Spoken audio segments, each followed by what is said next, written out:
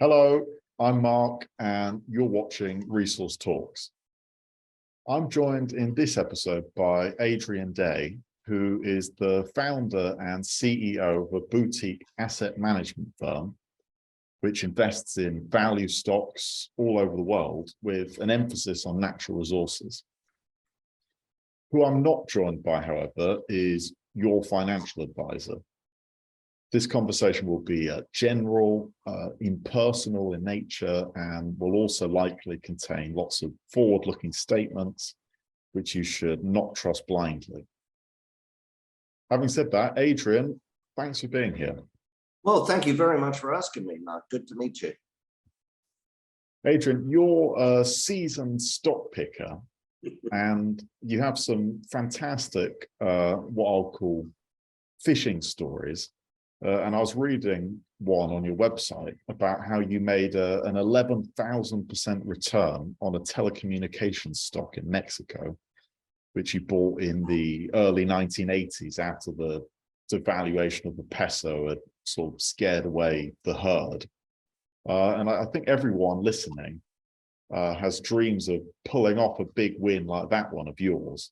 But the reality of stock picking is that, like fishing, it requires skill, the correct tools, the ability to withstand long periods of nothing really happening.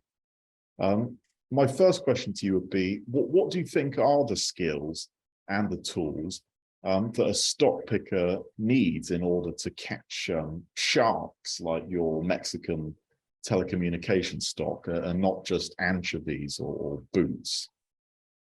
Yeah, well, that's a good question. And, first of all, I should point out that the website you're referring to is for my newsletter, where obviously you can make selective claims from the past, true claims nonetheless, but selective. And I wouldn't want anyone to imagine that, in our money management service, that is a standard kind of return, because it plain isn't. Yeah, it's interesting. If we just look at that Mexican one for a second, this was really in the long days ago, before everyone was using social media. And frankly, even before a lot of people were using the internet. I'm not quite sure when the internet came in, to be honest. But I remember distinctly getting that thick Capital, what was it called? Capital International, the Capital International book that came out once a month. It was this thick, and it had all of the valuation statistics on all of the companies in the world. And you used to get this in the mail, in the US postal mail, probably sent by third class, not by first class. But it wasn't even FedEx or anything. You used to get this thing in the mail, and I would go through this book every month looking at different things for different reasons, whatever the reason was, and looking for it. So it was a different world back then. I think in many ways it was easier to find those kind of, huge returns. And I got this one from John Templeton, to be honest. The late great. So I think these days it's probably with everyone having eyes on the market, with so much information available and being available instantly, we probably don't see those kind of extreme distortions, except very, very rarely. And when you do see them, they're in difficult places, like right now, Russia, for example. Russian stocks are remarkably inexpensive, but for most people around the world, certainly in North America and Western Europe, it's illegal to buy them. So you just don't see them in normal markets like Mexico, even where there's tensions. So what are the skills? I mean, I think it comes down to some basic, what we'll call human qualities. One is diligence. You just got to keep searching, just keep on searching. One is just like you mentioned fishing. I'm not a fisherman, but I think I know the patience is required when you're a fisherman. So that's patience is extremely, extremely valuable. And picking your spots. I don't know what was it, Buffett? Probably. But who made the analogy with being, it's like being a hitter in baseball. It's like being a hitter where there's no strikeouts. You just stand there until you get the perfect ball. And I think that's something that for most of us, whether you're a professional investor managing money for other people, or for individuals managing your own affairs, it's very difficult to just stand there and keep letting these balls pass you by. You want to do something. That's a natural inclination. But I think that's how you get really outsized returns, is by just being, by waiting for the right opportunity, and then by being patient when you own it. You've said previously that to get better than average results, an investor must be contrarian. But of course, it is not good enough to just buy any stock that's trading at its 52-week low, because markets are obviously generally efficient, and a beaten down stock probably deserves its place in the doghouse in most cases. So how do you know when to break away from the crowd, and then on the other hand, when to kind of respect the crowd's wisdom? No, that's a really interesting question. Gosh, you're asking some good questions. I wish I knew what you were going to talk about earlier, so I could have thought about it. You're putting me on the spot. Oh, sorry. Yeah, no, it's good. In many, I mean, I've often, in speeches and in articles, I've often talked about what I call knee-jerk contrarians, which you just referred to. And that's my term for people who automatically buy anything just because it's down or 52-week low, or it might be because, you know, the stock fell 20% in one day. That doesn't, as you say, that's not good enough. Certainly not. I think you have to have some good understanding and appreciation of what the fundamentals for that particular stock or sector are. So you're not just buying things blindly just because they're down. You also have to have some understanding, of course, of just overall market flows. What is the sentiment in the market? What are the flows in the market? And are we likely to see recoveries? I don't know if that's sort of, you know, good enough, but maybe as the conversation goes on, we'll develop it more. Well, if you don't mind, I'd like to give you a case study of a beaten down contrarian stock pick, not to get any specific recommendation, but just to kind of hear how you'd approach it, if you don't mind. Yeah.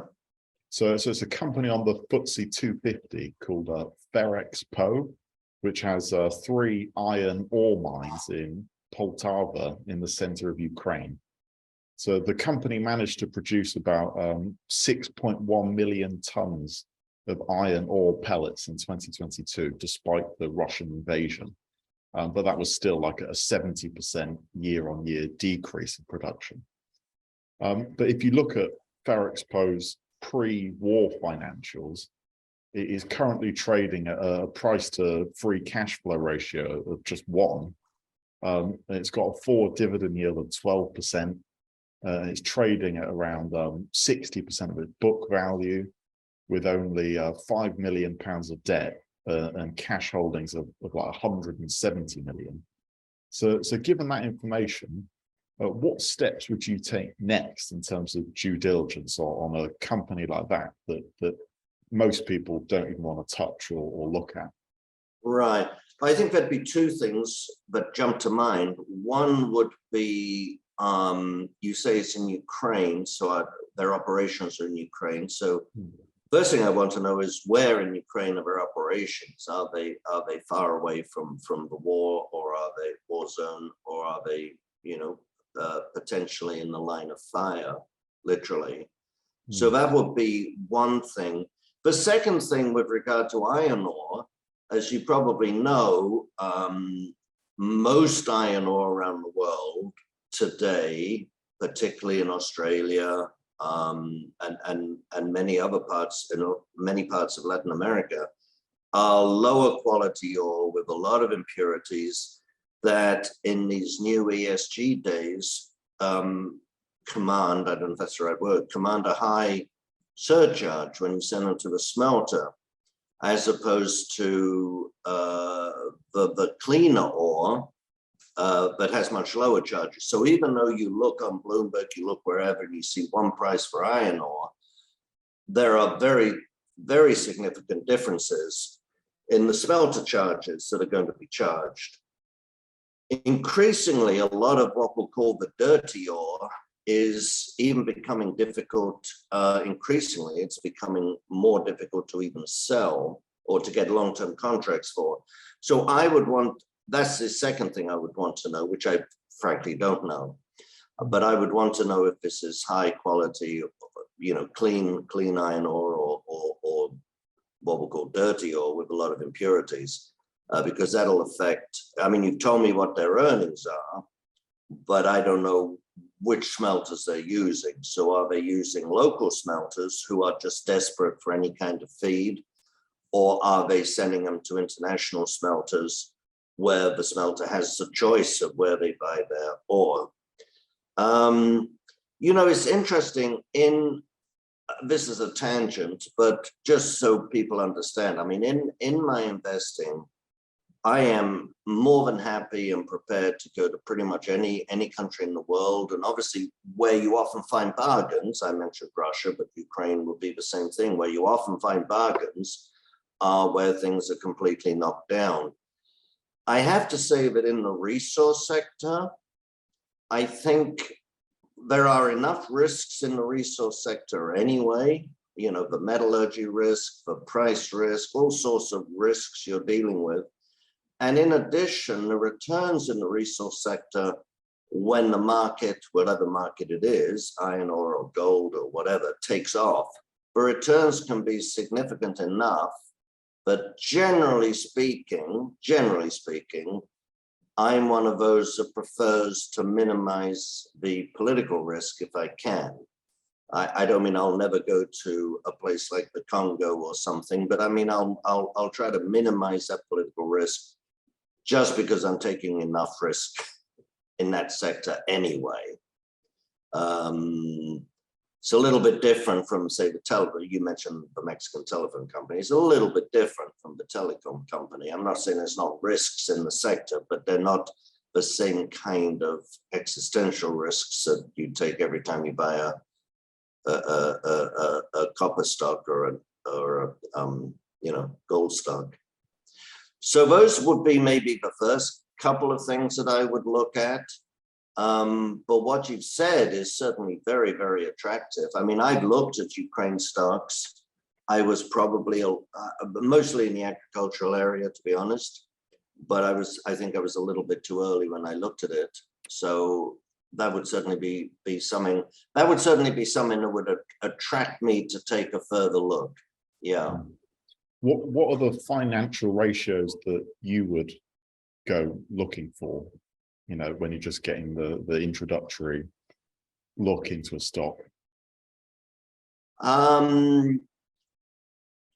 mean, I'm always extremely anxious or keen on looking at the balance sheet. I want to see that the company has a strong balance sheet for the kind of company that it is.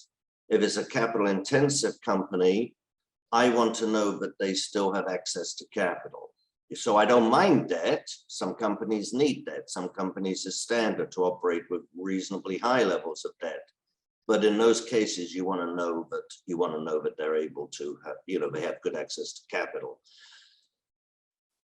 I think that's particularly true in this environment, you know, global environment with the banks and so on, where access to capital for a lot of companies might be a little more difficult to come by, but might also be much more expensive.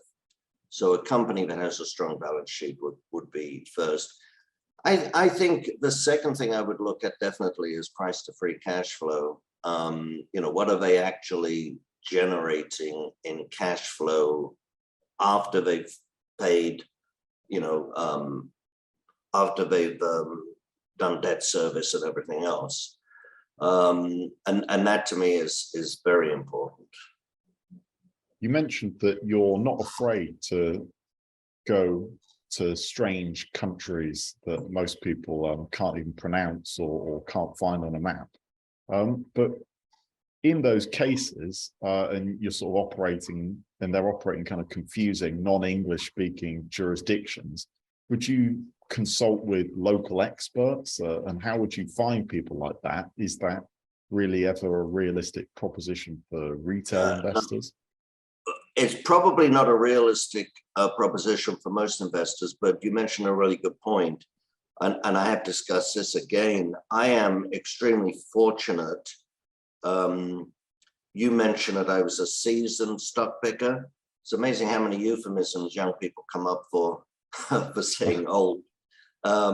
But as someone who's been around the investment business, both as a writer and a money manager for many, many decades, and initially as a writer where other managers didn't see me as competition, I was very, very fortunate in building up an incredible network of people. So that if I am looking at, and it's probably not fair for me to name names, but if I'm looking at whether it's a junior oil stocks in the Western Canada, I know someone that knows all of those companies inside out because he sells products to those companies and knows them, and knows which companies pay on time and which don't, and which are beginning not to. If I'm looking at, maybe I'm looking at banks in Thailand, I know someone in Thailand I can call and ask for views. And that's critical because you can only go so far by just looking at numbers. You can look at numbers and you should look at numbers, but that only takes you so far, because if you call someone in the country, you find out that particular, whatever it is, that particular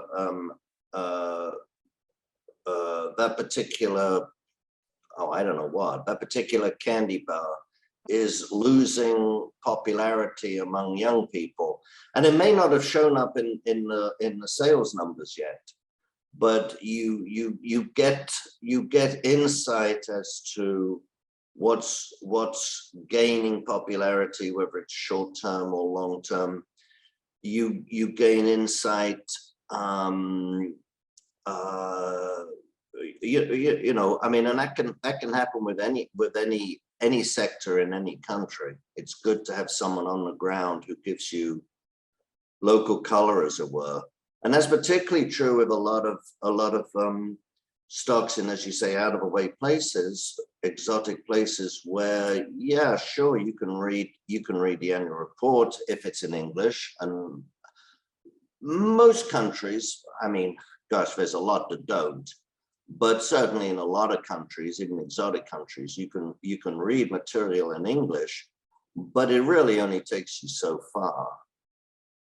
Yeah, so to have a contact in the country, I think is critical.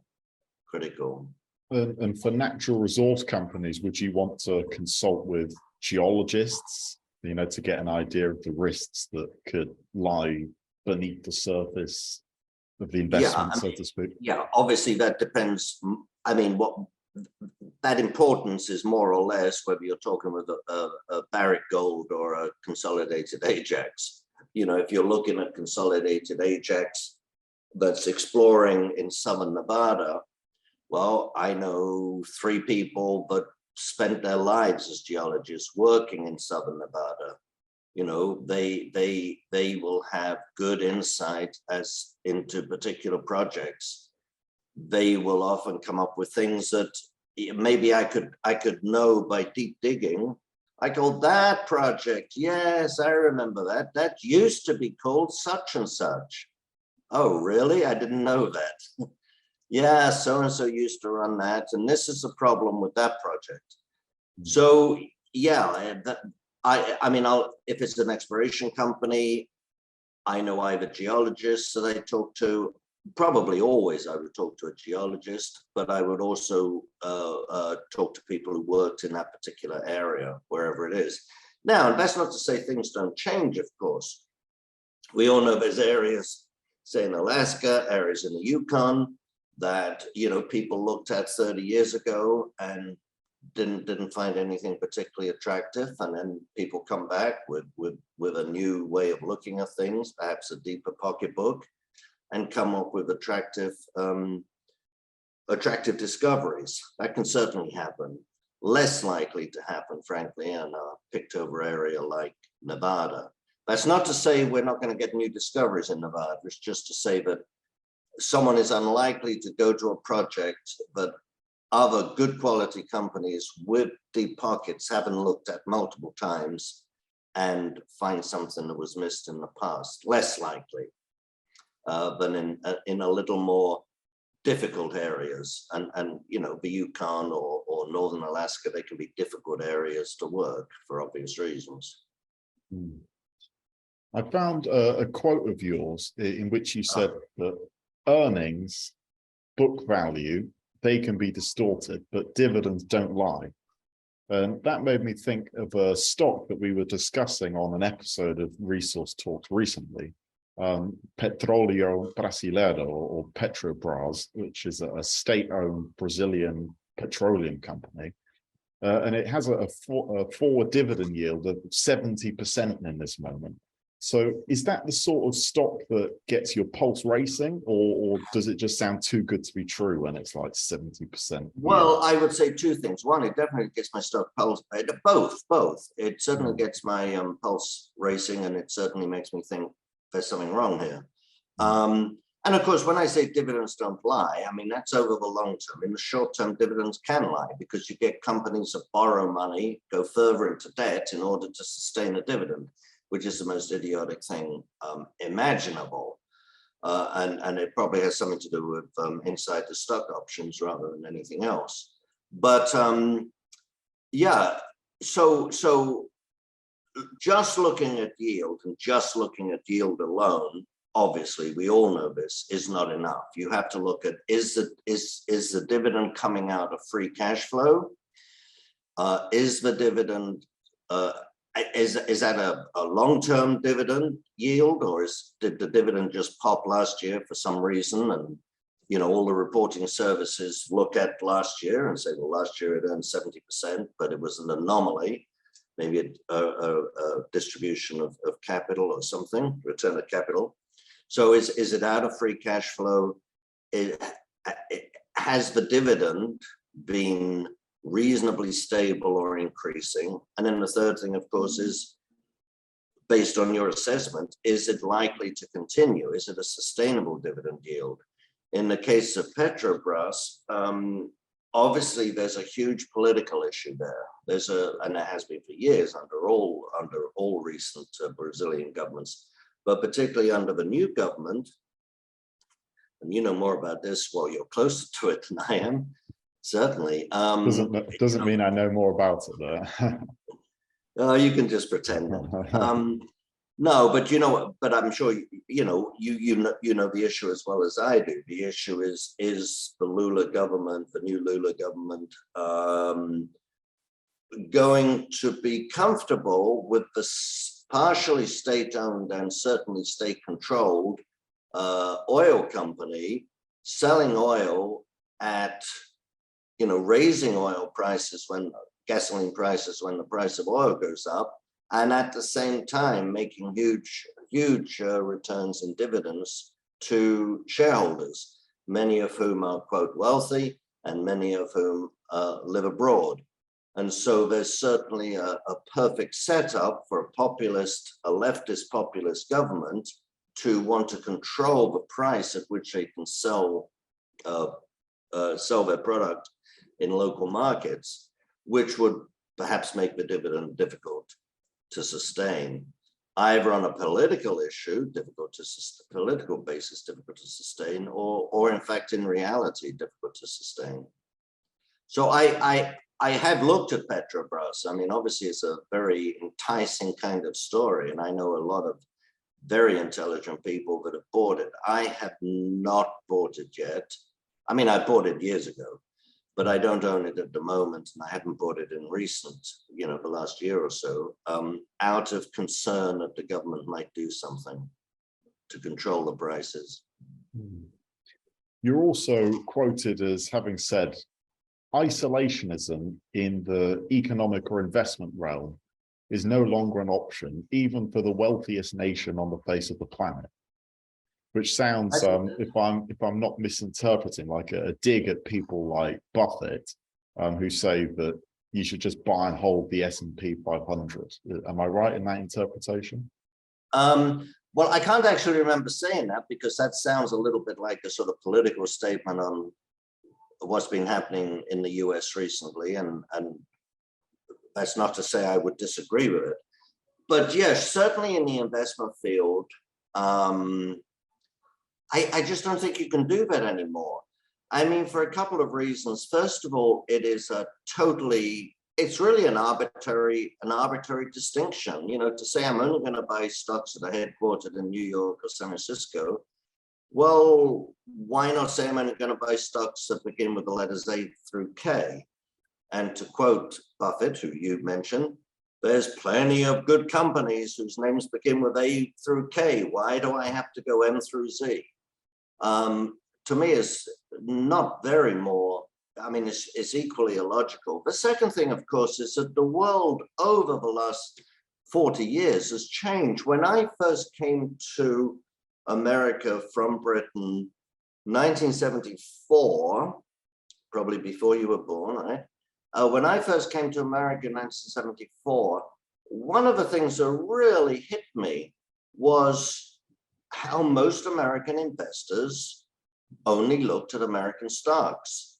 And, when I thought about it, I thought, well, okay, there's a lot of really good quality American companies. American Stock Exchange represented well over 50% of global stock market capitalization at that point. I think it was something like 70%, but well over 50. Good quality American companies selling their products around the world. Okay. In England, of course, it really wasn't like that. Of course, you've got English companies, but not every, but most of the companies on the London Stock Exchange are exporters, and they sell their products abroad. So, but the world has changed, and it's very difficult to say this is an American company or this isn't. I mean, Nestle, for example, do you exclude Nestle because that's a Swiss company when their operations and their revenues come from in each case, come from over 100 countries around the world? In what way is it a Swiss company? Would it change anything if they just switched their headquarters to New York? It would be the same global company that it is today. And you only have to look around, I'm looking right now around me, but the normal person only has to look at their living room and their kitchen to see, oh, this comes from Nestle Switzerland. Oh, this, my VCR, if you have one, comes from Japan. Oh, my record player comes from Germany. Oh, my car comes from Germany as well. In my case, my car comes from Italy. So, for most people these days, we are buying products from around the world. And I just don't think it makes logical sense to say I'm only going to buy American companies. And again, as I say, what is an American company? It's a company that's headquartered in New York, but 90% of its sales are outside America. Is that more or less an American company than a company that's based in, California, who sells products globally, but most of the components for its products come from overseas? Most of the assembly of their products takes place overseas, but the headquarters is in California. Which one's more or less American? I don't really know. So I don't think the distinction really matters anymore.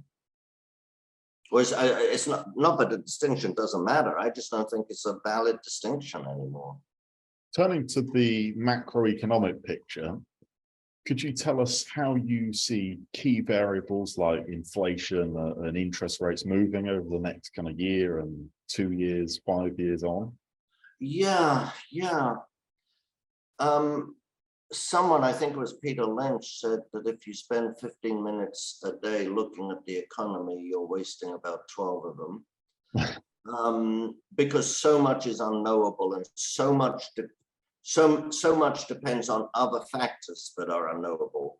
But I think you have to have some kind of framework, obviously, because the sort of companies that do well in one environment may not do well at all in another environment. So you have to have some kind of assessment of where you think things are going, and obviously be ready to change your mind if circumstances prove wrong.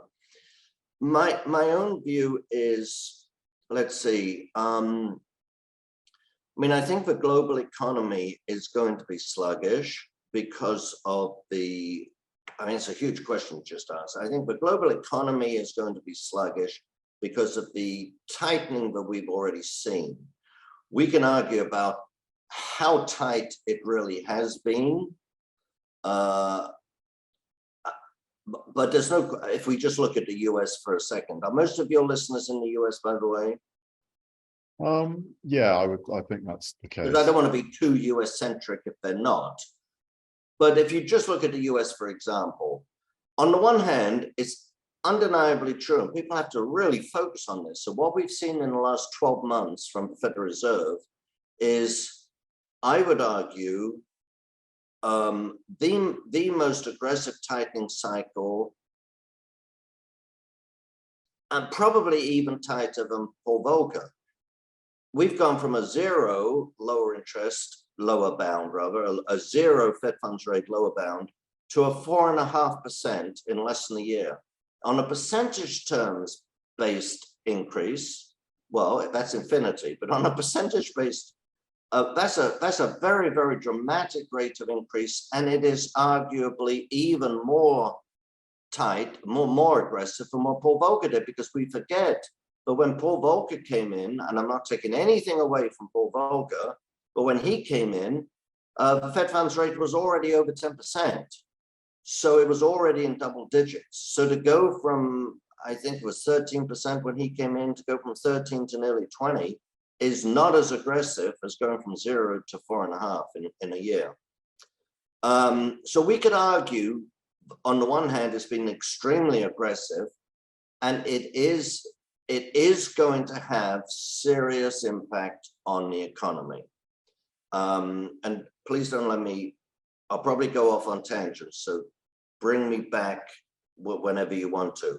But, Milton Friedman famously said, 40 years ago, but monetary policy works with long and variable lags. And Jerome Powell, Fed chairman, has repeated that quote sometimes. So we all know, every economist of every stripe knows that monetary policy works with lags, whether it's tightening or loosening, whether rates are going up or going down. And I would argue strongly that we have not yet seen, I won't even say the full impact, we have not yet seen the impact on the economy of the interest rate moves that have already happened. Even if they stop right now and don't raise next week, and we don't go any higher than 4.5%, which may not happen, but even if that were to happen, the damage that's already been done to the economy has yet to evidence itself in the headlines. And just to give a couple of examples, if I may, obviously interest rate sensitive sectors like housing, like automobiles, they're very interest rate sensitive because the vast majority of people who buy a house do it with debt. People who carry debt on their homes, they tend to have an effect very, very quickly, and the effect is seen immediately. But other sectors, it takes longer. And if you look at Retail sales will be a good example, I think, where retail sales last year, from April when they started raising rates to the end of the year, were up marginally in the US. And the first thing people say is, well, the apologists say, look, the economy is really strong, the consumer's really healthy, the consumer's continuing to spend money. Well, I would argue three things. I would argue, first of all, that if prices have gone up 8 to 10% over the last year, and I think for a lot of people doing regular shopping, they went up a lot more than that. But let's just say they went up 8 to 10%, then consumer spending needs to go up 8 to 10% just for the consumer to stay where he is. And if consumer spending only goes up 2%, it means people are buying less in terms of volume, or they're buying lower quality than they want to, substituting, Kellogg's cornflakes for Kroger's cornflakes. And I'm not actually sure whether one's better than the other, but they're reducing lower quality. And it's interesting, Walmart on not this last earnings, but 2 earnings calls ago, they made an interesting point when the earnings were holding up, and people said, does this show that people at the lower half of the income scale, aren't hurt? And he said, well, they'd seen a very interesting phenomenon in their stores, which is higher income people that don't normally shop at Walmart, now shopping at Walmart. So anyway, that's the first thing. If consumer spending only went up 2 or 3% last year, it did not keep up with inflation. The second thing that's important is that the consumer spending, the absolute headline number, is only part of the equation. Are they spending out of cash flow? And as we know, the savings rate has collapsed in the US, and people are taking money out of savings. We even had Vanguard say that they had seen the highest number of emergency loans. You're not, strictly speaking, allowed to loan from a 401, but emergency loans from 401s that they had ever seen. That's not a good sign. The other side of that equation is, is the credit card debt balances. The balances on credit cards has gone up to 20-year highs, and credit card defaults are beginning to be a problem at many of the credit card issuers, particularly ones like Capital One, that tend to have, on balance, people at the lower spectrum. Their average income would be lower than, say, for American Express. And so when you think about that, and so what that tells us is that even though the headline on consumer spending is still apparently good, it tells us that problems are building up in the system, and that the increase in interest rates that we've already seen is going to evidence itself in lower consumer spending at some point in the future. And it may just be another 3 or 4 months. When you think about it logically from an individual point of view, all of this is quite sensible. Prices go up, but your kids like their crackle pop, whatever, breakfast, you want to buy it for them, you continue to buy it for them. And you still need to go to work, so you still get in the car and buy gas. And it doesn't really matter whether the gasoline is, has gone up by 5 cents or gone down by 5 cents. You don't buy more gasoline to go to work because it's gone down. You still buy the gasoline and so on. But maybe your wife or one of the 2 partners loses the job. And certainly they don't get the wage increase to keep up with inflation. And so after a few months, you start cutting back here, you start cutting back there, you start buying store brands, you go to Walmart. And then after a while, you start pulling money out of the bank. And when there's nothing left in the savings account, you start not being able to pay off your credit card balances.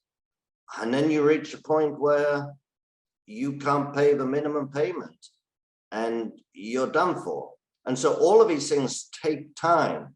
They don't happen immediately, but it has the effect on consumer spending, maybe a year or a year and a half after rates start to go up. And I think that's true in other things. It's true in employment, it's true in many sectors. So anyway, I think So I think the impact of what has already taken place is yet to be fully evidenced. And the bank, the Silicon Valley Bank, is a good case of where, the problem was easy money for so long. And so when you have easy money for so long and ultra low interest rates for so long, people have to start stretching for yield. And in the case of the little old lady on a pension, limited pension, you stretch for income from buying stocks instead of from, keeping your money in the bank or treasury bills, if you have enough of it, because you're just not able to live on what you're earning on interest. And you look for companies that are paying. You start buying Petrobras instead of, putting the money in the CD, because you need that income. And in the case of banks, they get a big mismatch in duration because they're moving further out in order to try and get some return on their bonds. And so, and as you know, in the US, I'm not going down that rabbit hole at the moment, but as you know, the banks can designate bonds as hold to maturity, in which case they don't have to mark to market. And so the losses didn't just suddenly appear. The losses, the real, honest to goodness losses, just unrealized losses, but real losses, were building up and getting worse over the last 12 months as interest rates were moving up. But they didn't have to be reported because you held them at par. And that's a good case where at some point interest rates just move up that little bit too much to where it becomes a real problem that can be triggered by anything. And when Silicon Valley Bank had to start selling some of these bonds that they were holding at par, but selling them at losses, market losses, then suddenly, the problem becomes apparent.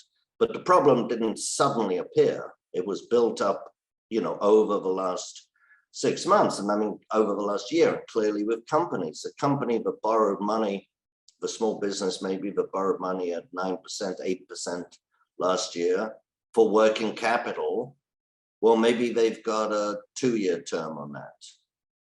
So it hasn't been an issue yet, right? But when it comes up, when the maturity comes up or the line of credit needs to be renegotiated, those rates will be higher, and that's when the problems will come. So these problems will come increasingly over the next 6 to 12 months, in my view. So the economy, I think, is going to be sluggish at best. Inflation is probably going to be persistent because inflation to me, and it's inflation to me is a monetary phenomenon. And this is a huge, long subject, and we won't go into it unless you ask a question. But, when the government, when the central banks of the world create excess liquidity, create more money than is needed for the economy, that is by definition inflation. The result of which is higher prices. Now you have certain circumstances, say after 2008, where there's a huge increase in money printing, if you want, but it doesn't cause prices to go up or up very dramatically, not consumer prices to go up, because the money stays within the financial system. Banks were being paid interest on excess reserves. And so banks had less incentive to lend money into the real economy, which would have caused prices to go up, but put it back on deposit with the Fed. So it stayed inside the financial system. But you still had evidence of inflation in asset prices going up. So stock market, bond market, I would argue crypto, many real estate, many things went up dramatically in price, even if consumer prices weren't going up. And so to me, inflation is a monetary phenomenon.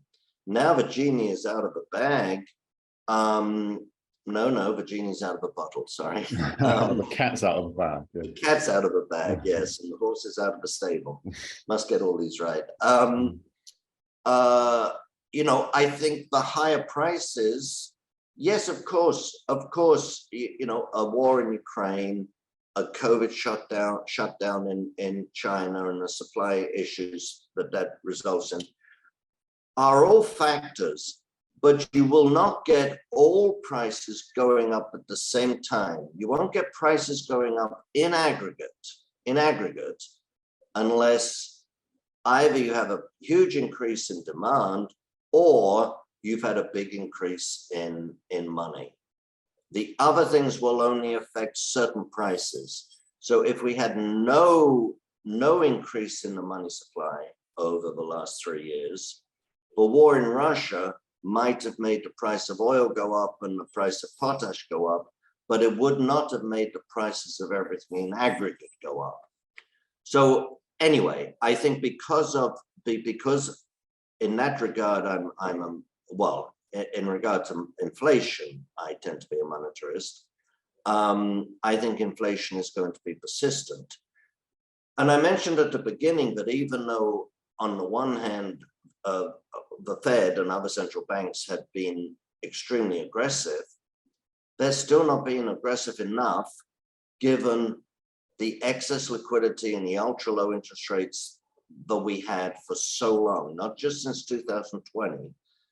I would argue not even since 2009, but really all the way back to the 1990s. We've had easy money policy. It's just got worse as time has gone by. So you look at the US today, where interest rates are 4.5%, inflation is at 6%. That's a 30% deficit. And in order for interest rate policy to kill inflation, you have to get interest rates above the level of inflation. Now, some people might argue they think the CPI, which is not the same as inflation, they think the CPI is going to come down. We might have all sorts of different arguments, but nobody that I know of disputes the fact that in order to control inflation by interest rates have to go above inflation. And we're not there by any means at this point, nor are we there in Europe. We're not there in Japan either, where inflation is beginning to move up. So for those reasons, I think inflation is going to be a little more persistent. And again, a history lesson, if we may, if you go back to the 1970s, Paul Volcker is the hero, and I think rightly so. And everybody denigrates poor old Arthur Burns, and all the Fed chairmen say they don't want their legacy to be of the second Arthur Burns. But people forget that Arthur Burns, when he was head of the Fed, he was raising interest rates every month after month after month, other than in the oil embargo induced recession. You could argue that was like a national emergency. Let's put a little more liquidity into the system. But other than that, he was raising rates month after month after month. And again, people forget that when Paul Volcker came in, there was a brief interregnum with Miller. What was his name? Not James Miller. Oh my gosh, I forget his first name. Anyway, there was a Fed chairman after Arthur Burns and before Volcker, but rates were already at 10%. They were already double digit. So why wasn't that enough to control inflation? And the answer is quite simple, because they were always lagging inflation. When Volcker came in, he told people what he was going to do, very, very bluntly, because he was a blunt speaking person, and he jacked rates up well above the prevailing rate of inflation. And that's what brought inflation under control. So where we are right now, if I'm right on inflation, their current policies are not going to kill inflation. So I think we're likely to end up with a sluggish or worse economy, but with persistent inflation. And that inflation doesn't have to be like the 1970s. It doesn't have to go up to 15%. It could just be 5%, 6%, but with interest rates lower than that and a sluggish economy. But that's the environment I see, frankly. Right. Uh, now that we've set up your view of the macroeconomic picture, let's move on to the sort of sectors that you would pick or not pick. So I understand that aside from your asset management firm, you also have a premium advisory service for people who want to see your stock recommendations. So I won't ask you for your top buys, but what I will ask you is the opposite.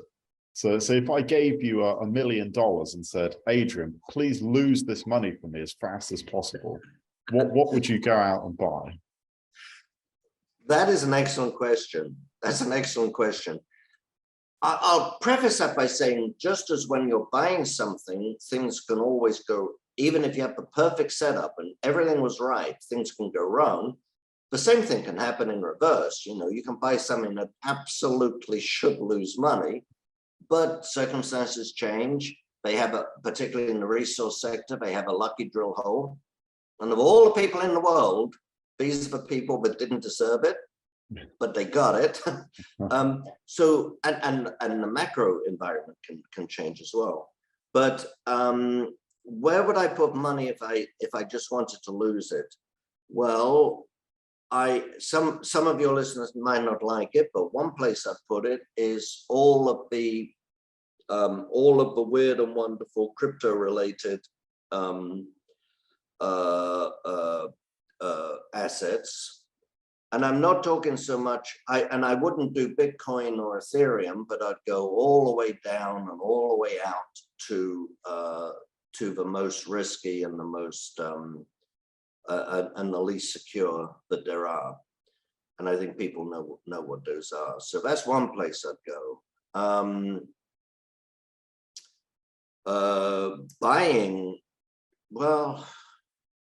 Buying JGBs might be a good way to lose some money because rates in Japan have only one direction to go, which is up. They can stay where they are for a while, but they're not going to go any lower, particularly with the change in regime over there. I have to say that I think a good place to lose money would be some of the high-tech companies in the US, even though the stock prices have come off meaningfully in the last little while. Some of them are still considerably overvalued on any kind of fundamental basis.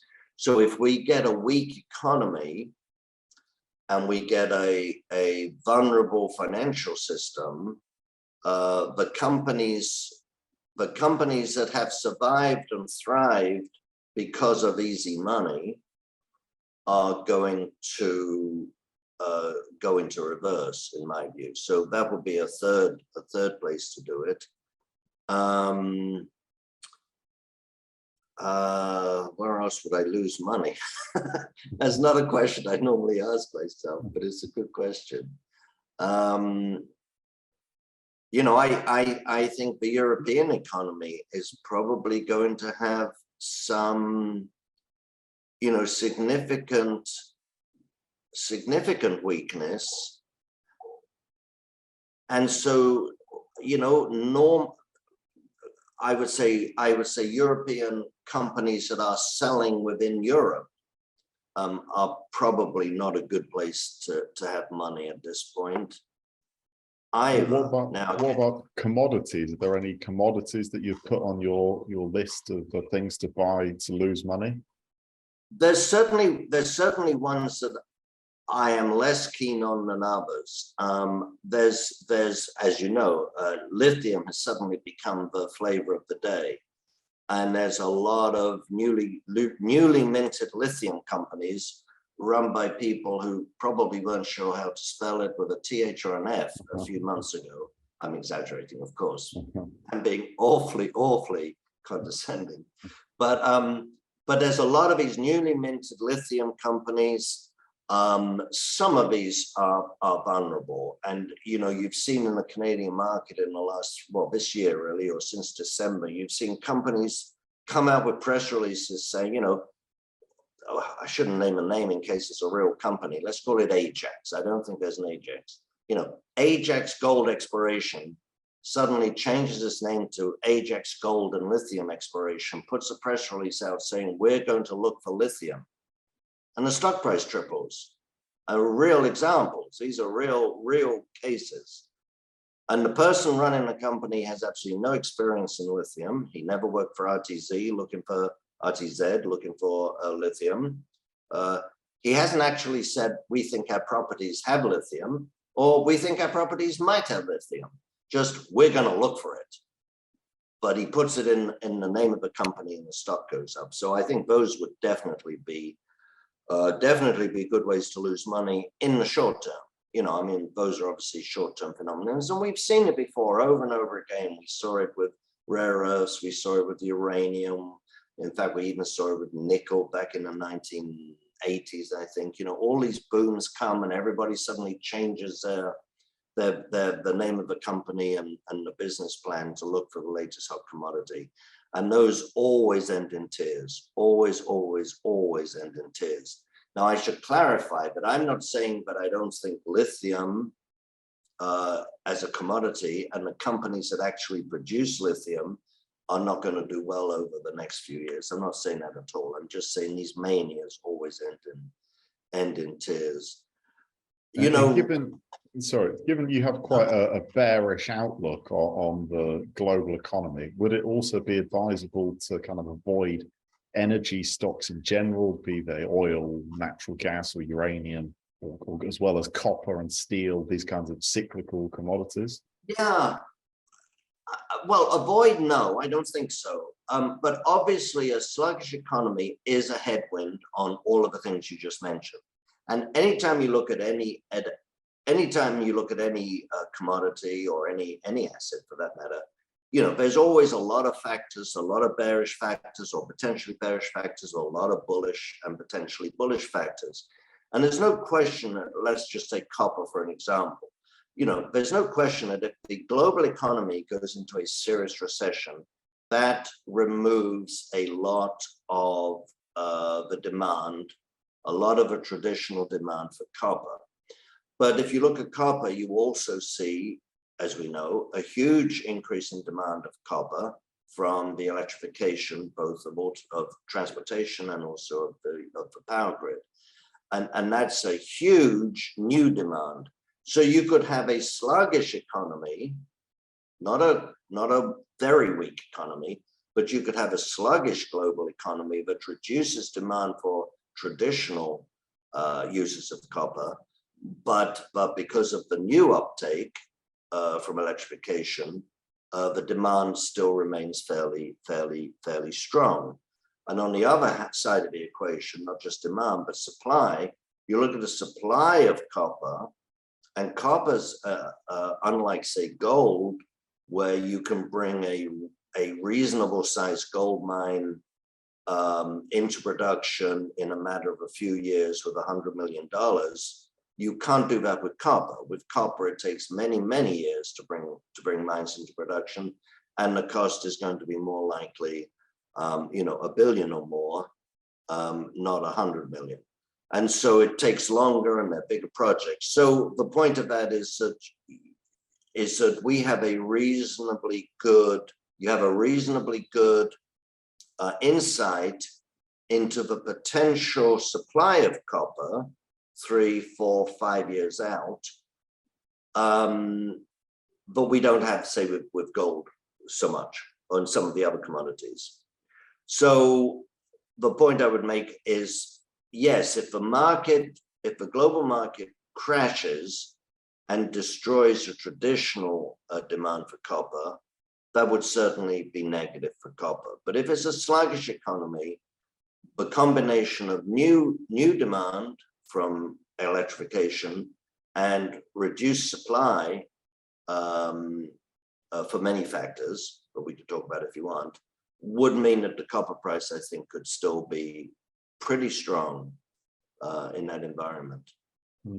But yeah, go on. Sorry. Yeah, well, sorry, I was going to say, I know that you're very interested and very knowledgeable about the monetary metals. And we had Lobo Tigre, who's a mining analyst, on the show recently. He's and my he was neighbor saying, in Puerto Rico. oh, really? Yeah. And Peter Schiff as well. You're all in Puerto Rico. Yeah, he was saying that he believes silver's increasingly becoming an industrial metal and not a monetary metal, and that it seems to mirror copper more closely than gold. Would you agree with that assessment? Do you think people should, if you're looking for a hedge against inflation and recession, do you think you should just stick with gold and forget about silver? Well, I wouldn't say forget about silver, but I think he's absolutely right that it is becoming. But I think that it is becoming more of an industrial metal, and that's happening both on the supply side and the demand side. And a lot of people will talk about the demand side of it, but we shouldn't forget the supply side. 40 years ago, something like 70–75% of silver was produced from primary silver mines. Today, something like 70% is a byproduct of base metal mines, not even a byproduct of a gold mine, but a byproduct of a base metal mine. That's truly significant, because what it means is that the supply of silver does not respond well to changes in demand for silver. Now, that works on both the upside and the downside. You can have a decline in the demand for silver because of industrial demand going down, but the supply will not necessarily go down because it's a byproduct. And the reverse can happen as well. A huge increase in demand for silver, but the zinc miner or the tin miner doesn't increase production of zinc or tin or lead because he's producing a little bit of silver on the side, right?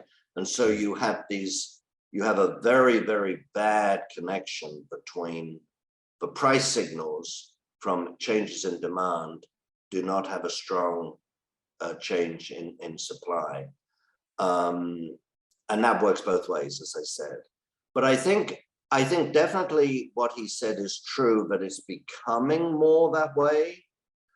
But again, if you look back over just the last 10 years, silver has moved pretty closely with gold as a monetary metal. And I think for obvious, we all know silver is called the poor man's gold. And when gold goes to 2025, a lot of people want to buy some inflation protection but can't afford an ounce of gold. They will buy silver. And the demand for silver, as we know, the demand for silver as a monetary metal tends to be much more volatile than the demand for gold as a monetary metal. So when the market really starts to move, you get these huge moves huge changes in demand for silver, both physical and in the ETFs, which of course also, indirectly buy physical. Yeah, I can't say I've been that convinced when I've heard that argument about silver being the poor man's gold before, because anyone can just buy fractional shares in an ETF that holds gold, can't they? You don't actually have to have enough cash to buy an ounce. That's been the huge change that's happened over the last 10 years, of course. If you go back even as recently as the beginning of the last bull market, 2000, if you wanted to buy physical, you pretty much had to go down to the local store and buy physical, or the bank and buy a bar or whatever it was. And as you say, that is not true today. But there's still a lot of people who want to own physical, especially if you're concerned about the financial system, you're concerned about stability, you want it for insurance. In those circumstances, if that's your objective, you don't really want to be owning a few shares of an ETF. You really want to own the physical. So, although I think you're absolutely correct, I think things have changed over the last 20 years. I don't think the argument is completely negated. Adrian, as we're close to bringing the interview to a close, is there anything that I didn't ask you about that you'd like to bring up before we finish? Well, there's hundreds of things you didn't ask me. Next Sorry. time. Sorry. I mean, first of all, I think one needs to be extremely cautious about the broad market right now. You know, the broad market, the broad stock market remains, in my view, very overvalued on a fundamental basis, and investors are far too complacent. And, you know, we've all been there, I suppose. I've certainly been there, where you saw a top in a market and you trimmed your positions, and maybe you sold 10% of your position. That still means you're 90% invested, right? And so if you look at the stock market today, first of all, the market is incredibly complacent. Retail bulls, according to this week's surveys, retail bulls, this is after Silicon Valley, retail bulls on the market are still 3 to 1, over 2 to 1 on all surveys, more than bears, which I find just astonishing in this kind of environment. The second thing is, you see the way the market tends to bounce back very quickly. That is a sign that buy the dip mentality is still there. You look at the S&P, for example, and you look at the consensus analyst estimates for the next 12 months for earnings, and the consensus of analysts is that S&P earnings are going to drop less than 1% over the next 12 months. That's certainly possible. But what I would say is that kind of outlook is not factoring in any kind of serious risk. So that's one thing I would say. The other thing I would say that I think is a more general thing, it's rarely a good idea to respond, to be reactive to things. It's generally better to be proactive, and it's never a good idea, or extremely rarely is it a good idea to panic to events. You know, it's much better to be much more methodical. Markets, as we know, go up and down, and you don't have to sell on Monday morning. If you decide over the weekend to sell, and the market's down on Monday, you don't have to sell into that selling. So panicking is not a good idea in my mind.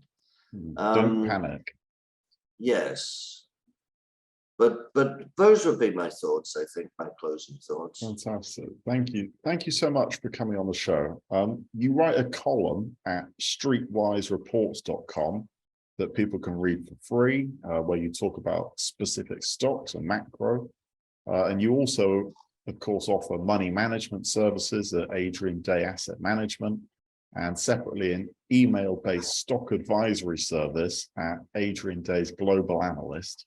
Is there anything else I haven't mentioned? Anywhere else people can sort of follow you?